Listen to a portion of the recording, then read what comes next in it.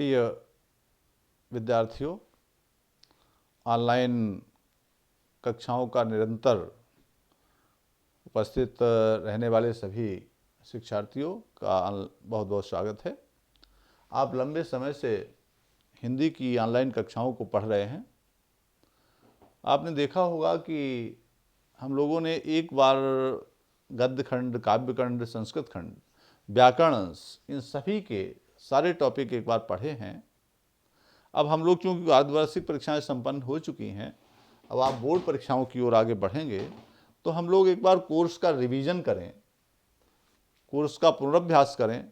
तो एक एक बिंदु करके हम लोगों ने अभी गद्य के जो पाठ के अंत में पैराग्राफ रहते हैं, जिससे पेपर कई बार को सेट होता है, तो उन प्रश्नों को हम लोगों ने, गद्यांश के प्रश्नों को, उनके रेखांकित अंश की व्याख्या को, इन सभी को अभी बहुत ध्यान से अभी कैसे उसको हम प्रश्नों को छांटें, कैसे उसकी रेखांकित व्याख्या करें, कैसे हम उसको हल करें, 2-2 नंबर के एक प्रश्न होता है, ये सब काम किया है। अब इसी गद्य खंड में हम लोग परिचय खंड में लेखक परिचय हम कैसे लिखें, लेखक परिचय में तो किताबों में बहुत बड़े बड़े परिचय दे रखे हैं, तो उन परिचयों को सार संक्षेप में एक पेज में, सवा पेज में हम लोगों ने, बोर्ड कहता है 80 शब्द 100 शब्द में लिख दीजिए, इस समय सीमा कर दी है, लेकिन थोड़ा सा हम लोग आगे बढ़ जाते हैं, थोड़ा सा ज़्यादा भी लिख देते हैं, तो उसमें कोई दिक्कत नहीं है। तो हम लोगों ने सार संक्षेप में ही परिचयों को बनाया है। प्रत्येक लेखक के परिचय को बिंदुवार आपके सामने रखा गया है, इसको सॉर्टाइज किया है, जिसमें 7 बिंदु निर्धारित किए हैं। जन्म की तिथि व स्थान पहला, दूसरा शिक्षा एवं कार्य, तीसरा मृत्यु विवरण, चौथा साहित्यिक सेवाएं, पांचवा रचनाएं, इसमें प्रमुख कृतियाँ आती हैं, और छठा भाषा, सातवां शैली और हिंदी साहित्य में स्थान। ऐसे करके 7 बिंदुओं में हम लोगों ने इसको रखा है। तो ध्यान से समझते हुए चलेंगे कि प्रोफेसर जी सुंदर रेड्डी, इन्होंने, इनके परिचय को हम लोग समझेंगे। भाषा और आधुनिकता जैसे पाठ को इन्होंने लिखा है। तो जन्म की तिथि व स्थान, पहला हेडिंग, आप श्रेष्ठ विचारक, समालोचक, उत्कृष्ट निबंधकार,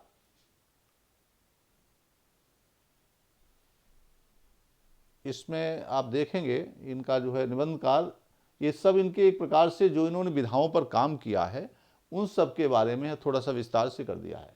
आप श्रेष्ठ विचारक, समालोचक, उत्कृष्ट निबंधकार थे, और प्रोफेसर सुंदर रेड्डी का जो जन्म था वह सन 1919 ईस्वी में आंध्र प्रदेश में हुआ था।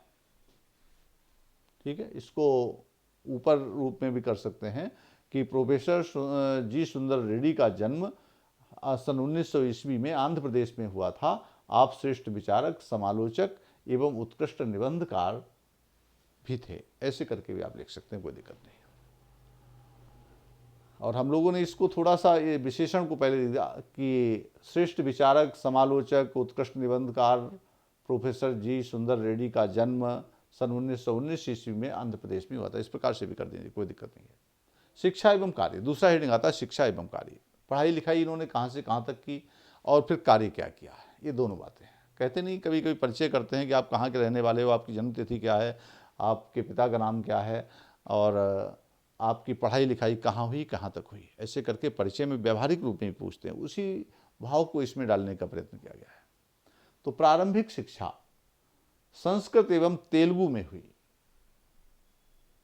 प्रारंभिक शिक्षा इनकी संस्कृत और तेलुगु में, दक्षिण भारत का इनका वो है, तो संस्कृत और तेलुगु में हुई।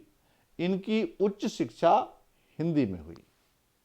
प्रारंभिक शिक्षा तेलुगु में, तमिल में, और इधर उच्च शिक्षा हिंदी में। आंध्र विश्वविद्यालय के हिंदी विभाग के आप अध्यक्ष भी रहे हैं। प्रारंभिक शिक्षा इनकी संस्कृत और तेलुगु में, और उच्च शिक्षा हिंदी में हुई, और आपने उच्च स्तर तक शिक्षा प्राप्त की, और आप आंध्र विश्वविद्यालय के आप हिंदी विभाग के अध्यक्ष भी रहे हैं। हिंदी विभाग में अगर आप अध्यक्ष बने, निश्चित रूप से आपने जो है वो डॉक्टरेट तक की उपाधियों को प्राप्त किया होगा। मृत्यु विवरण, 30 मार्च 2005 को इस महान साधक का स्वर्गवास हो गया, निधन हो गया। तो 30 मार्च 2005, अब इसमें कोई स्थान नहीं दिया जाता है, तिथि ही दे दी जाती है कि प्रायः मृत्यु और जन्म एक ही जगह मानते हैं। तो इस तरीके से ये बिंदुवार हम लोग इसको समझते हुए चले हैं। तो क्रम जब कहते हैं, जैसे कोई चीज़ जब क्रम से होती है तो परीक्षक को समझने पढ़ने में भी आसानी रहती है, सहजता रहती है, और अंक भी उसकी कलम से ठीक निकलते हैं, अच्छे निकलते हैं, क्योंकि उसको किसी प्रकार की कोई उलझन पड़ने में नहीं होती। साहित्यिक सेवाएं। साहित्यिक सेवाएं यह एक ऐसा बिंदु है जिसमें लेखक ने कौन सा विशेष योगदान साहित्य के क्षेत्र में किया है, कोई बहुत प्रसिद्ध कोई रचना लिखी है, कोई पुरस्कार मिल गया है, कोई संपादन आदि किया है, तो ऐसे सारे विवरण इसमें आ जाते हैं। तो इनके द्वारा हिंदी और तेलुगु साहित्य का तुलनात्मक अध्ययन पर इन्होंने बहुत कार्य किया। हिंदी और तेलुगु साहित्य के तुलनात्मक अध्ययन पर इन्होंने पर्याप्त कार्य किया। तेलुगु भाषी होते हुए भी हिंदी के प्रकांड पंडित इनको कहा जाता है। तेलुगु भाषी होते हुए भी आप हिंदी के प्रकांड विद्वान हैं, मूर्धन्य विद्वान हैं। भाषा और आधुनिकता पर वैज्ञानिक दृष्टि से विचारकों में ये सर्वप्रमुख हैं। भाषा और आधुनिकता पर वैज्ञानिक दृष्टि से विचार करने वालों में ये आप प्रमुख हैं। आपने भाषा और आधुनिकता पर लेख भी लिखा है, पाठ्यक्रम में समाहित है, जिसमें इन्होंने बताया है कि हम अपनी भाषा में आधुनिकता कैसे लाएं, भाषा में हम नए नए शब्द, नए रीतियों, नए प्रणालियों को कैसे अपनाएं, कैसे व्यवहार में लाएं, इन सब सारी चीज़ों पर बहुत चर्चा की है। अब इन्होंने कुछ प्रमुख कृतियाँ इनकी, साहित्यिक सेवाओं के बाद अगला बिंदु आता है प्रमुख कृतियाँ। प्रमुख कृतियाँ क्या है? साहित्य और समाज, मेरे विचार, हिंदी और तेलुगु एक तुलनात्मक अध्ययन, दक्षिण की भाषाएं और उनका साहित्य, वैचारिकी शोध और बोध, बेलगु दारुल, ये तेलुगु में रचना लिखी है इन्होंने, संपादित अंग्रेजी ग्रंथ लैंग्वेज प्रॉब्लम इन इंडिया, इन्होंने अंग्रेजी ग्रंथ लिखा है लैंग्वेज प्रॉब्लम इन इंडिया, इसका इन्होंने संपादन भी किया। ये संपादित ग्रंथ है इनका। इस प्रकार से आप संपादक भी हुए हैं, आप अच्छे लेखक भी हुए हैं, अच्छे विचारक भी आप हुए हैं, और वैज्ञानिक दृष्टि से भाषा और आधुनिकता पर वैज्ञानिक दृष्टि से विचारकों में आप प्रमुख हैं। आपका भी बहुत प्रमुख परिचय है, इसको आप ध्यान से पूरा समझते हुए चलिए। आगे देखते हैं इसमें भाषा। आप ध्यान देंगे कि भाषा, सर्वत्र साहित्यिक परिमार्जित भाषा का प्रयोग, साहित्यिक भाषा और परिमार्जित यानी शुद्ध भाषा का प्रयोग, तद्भव शब्द ज्यादा प्रयोग नहीं किए हैं। संस्कृत प्रधान तत्सम शब्दावली, संस्कृत में अधिकता, इसकी संस्कृत की अधिकता है, ऐसे तत्सम शब्दों का प्रयोग अधिक किया है।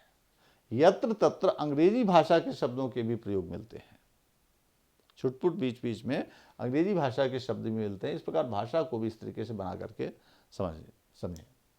शैली, इन्होंने विचारात्मक, समीक्षात्मक को हम आलोचनात्मक भी कहते हैं, सूत्रपरक, गवेषणात्मक, प्रश्नात्मक शैली का प्रमुखता से प्रयोग किया है। अब देखें आप, कहीं कोई गंभीर विषय रहा होगा तो विचारात्मक शैली का प्रयोग किया है, कहीं पर कोई आलोचना, कोई गुण दोषों की समीक्षा की होगी तो समीक्षात्मक शैली का प्रयोग किया है, कहीं पर सूत्रपरक, एक सूक्ति के रूप में सूक्तियों का प्रयोग किया, सूत्रपरक शैली कहलाएगी। गवेषणात्मक, किसी बहुत गंभीर विषय पर कोई चिंतन किया होगा तो ये गवेषणात्मक शैली इसमें आ जाती है। प्रश्नात्मक शैली, कहीं कहीं पर संवाद किए होंगे तो संवाद में प्रश्नात्मक शैली का भी प्रमुखता से प्रयोग किया है। ऐसे करके आप शैली के क्षेत्र में भी बड़े बेजोड़ इनका अपना वो परिचय रहा है।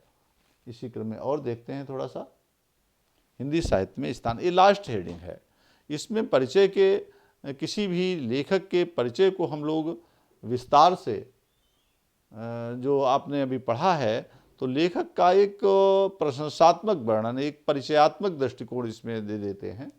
जैसे किसी भी निबंध आदि का हम कोई निष्कर्ष लिखते हैं, उपसंहार लिखते हैं, ऐसे लास्ट में इन्होंने जो विशेष क्षेत्र में इनकी जो कोई पहचान रही है उसको हम हिंदी साहित्य में स्थान ऐसे हेडिंग के अंतर्गत लिखते हैं। इनका प्रशंसात्मक वर्णन कवि या लेखक का करते हैं। तो हिंदीतर प्रदेश के निवासी, हिंदी से इतर प्रदेश के निवासी, हिंदी से अलग होते हुए भी इनका हिंदी भाषा पर अधिकार था। तो तेलुगु और तमिल वहाँ जब भाषा बोली जाती थी उधर आंध्र प्रदेश की तरफ, तो इसलिए वो हिंदी से अलग प्रदेश के निवासी होते हुए भी इनका हिंदी भाषा पर अधिकार था। यह एक विशेष बात रही होगी। कठिन से कठिन विषय को सरल एवं सुबोध ढंग से प्रस्तुत करना इनकी अपनी विशेषता है। ये बहुत बड़ी बात होती है कि कठिन से कठिन विषय को हम सरल भाषा में, सरल तरीके से अगर हम किसी विषय को स्पष्ट कर दें तो यह भी लेखक की एक अपनी विशेष पहचान होती है। इन मामलों में आप बहुत माहिर थे, आपका अपना विशेष स्थान है और देखा नहीं कि भाषा वैज्ञानिकों में इनका सर्व प्रमुख स्थान है। इस तरीके से आप रेड्डी जी का पूरा परिचय आपने ध्यान से समझा।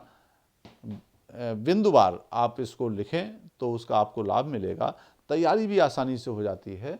और ये भी थोड़ा ध्यान में रखें किस बिंदु के अंतर्गत कौन सी चीज़ लिखी जाए। रचनाओं को विशेष रूप से विधा के अनुसार, जैसे एक विधा डाल दी, कहीं पर उपन्यास डाल दिया, कहीं पर आलोचना डाल दिया, तो उसमें आलोचना ग्रंथि 2-4 लिखें। इससे अधिक भी रचनाएं आप तैयार करें, इसमें प्रमुख प्रमुख दी हैं, और उनकी विधाएं भी साथ साथ में तैयार करें। कौन सी रचना किस विधा की है, ऐसा ये सब ध्यान से करते हुए चलिए तो आपका परिचय बहुत सारगर्भित और ठीक प्रकार से हो सकेगा। तो ये बहुत लंबा परिचय नहीं, 1-1.25 पेज में आपका हो जाएगा। और अगर पीडीएफ की आवश्यकता रहती है तो टेलीग्राम चैनल से जुड़ जाइए और पीडीएफ भी आपको मिल जाएगी। पीडीएफ के माध्यम से आप लिखित भी कर सकते हैं। घबराइए नहीं, अंत तक कार्य को करते रहिए। सारी ऑनलाइन कक्षाओं के आधार पर ही आपकी परीक्षाएं संपन्न होने वाली हैं। किस समय लॉकडाउन ख़त्म हुआ है और कैसे फिर लग जाए तो इसकी कोई कही नहीं जा सकती है। इसलिए ये सारी विषय वस्तु आपके पास स्थायी रूप से रहे, इसलिए पीडीएफ भी आप इसकी ले सकते हैं।